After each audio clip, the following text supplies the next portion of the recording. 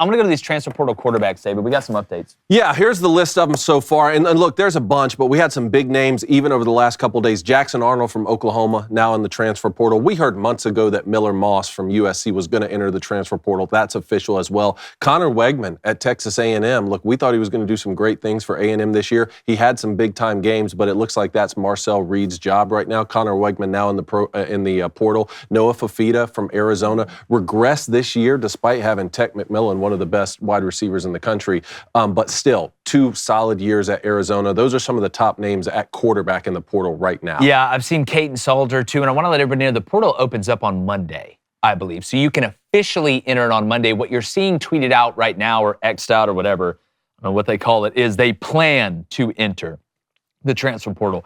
And we got some updates today. On3 put out that Jackson Arnold has heard from, I think, Georgia, Auburn, and Mississippi State. I've been asked a ton, like, which quarterback should this team take? Obviously, a lot of Auburn fans like, who should Auburn take? It is all circumstantial, and it's based on multiple factors. What system do you run? How much time does the head coach have to be able to make this? I've had some Auburn fans that are like, man, we would love to get Jackson Arnold. Hugh Freeze don't have time to develop a guy, man. Like, you got to get a guy that can come in right now and save you, basically, on the field. So to me, I look at a guy like Noah Fafita from Arizona. Then you say, all right, what's the circumstance with Fafita? Is he a good enough runner to operate an RPO-style system and still keep people true on the zone read? Not that he's not athletic or he's slow, but that's really not his game. That's why I keep coming back to, and there's going to be more guys that enter the portal. John Mateer from Washington State entered as well. His offensive coordinator just got hired at Oklahoma. To me, he's the number 1 quarterback on the board. That's, to me, the Mateer kid from Washington State. Probably going to end up with his OC at Oklahoma. So if he's off the board, if you run an RPO-style system, why would you not go get Caden Salter? And people say, oh, well, he had a bad year this year. Well, Jackson Arnold didn't have a great year. Noah Fafita didn't have a great year. Connor Wegman didn't have a great year. Miller Moss didn't have a great year. There's a reason you're in the portal. Yeah. There's a reason you're in the portal. So when I look at it, if you're a team like in Auburn, Caden Salter knows the terminology of Hugh Freeze, right? He understands that offense. He'd be surrounded by better personnel. So it's just like the stock market. You can only get back what's offered in the market. Cam Ward might not hop in there this year, right? You may have an unbelievable tackle that Arkansas, one of the best guards in the country, just hopped in from Arkansas. So you can only get what the portal bears, but you got to go get somebody if you're one of these teams. So that's what's going to make it fascinating. There's going to be more names that enter the transfer portal. It's going to be crazy. It's just a wild time in college athletics right now. Blaine, we've been talking a lot about Hugh Freeze and the transfer portal. He coached Caden Salter at Liberty, right? So how are you feeling right now about who Auburn should go get? Or you also got, you flipped Deuce Knight.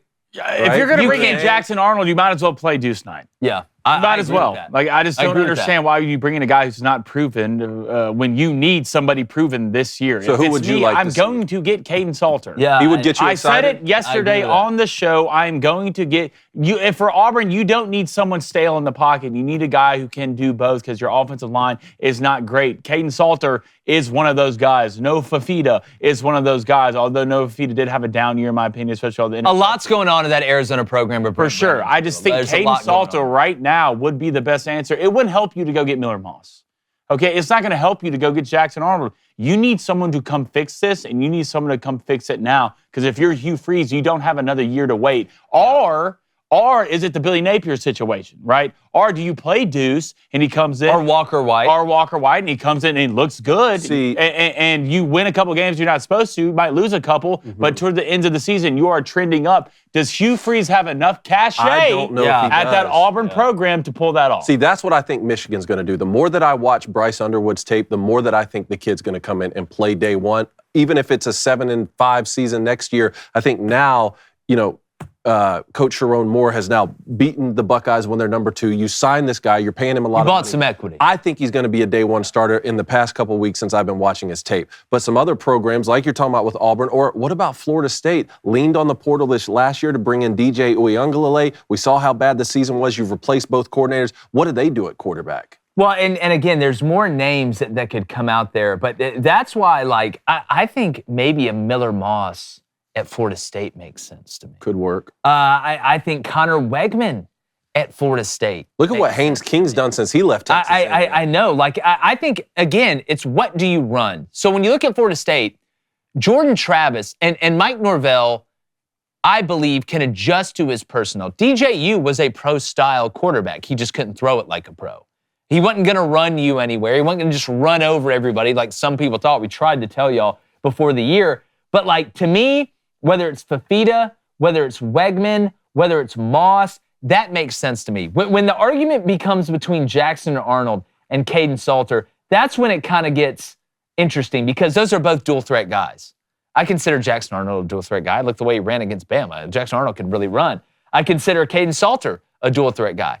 Neither one of them are elite throwers of the ball yet. But the one difference from the Auburn perspective we were talking about, Caden Salter's been in this offense. He hadn't been surrounded by this type of talent.